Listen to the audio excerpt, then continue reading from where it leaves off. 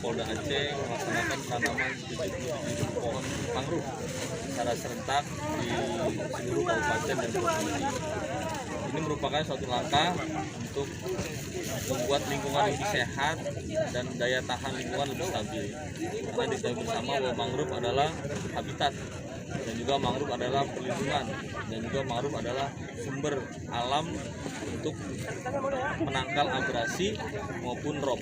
Ini adalah hal yang sangat luar biasa, dan kami terima kasih semua pihak sudah membantu dan sudah hadir dalam acara ini. Sekali lagi, hijau Aceh Barat, hijau Aceh, hijaulah seluruh pantai, maka akan manfaat akan terasa lebih baik.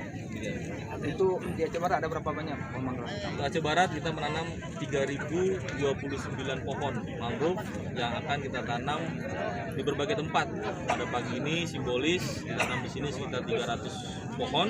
Nanti akan menyusul kami distribusikan ke masing-masing kecamatan untuk masing-masing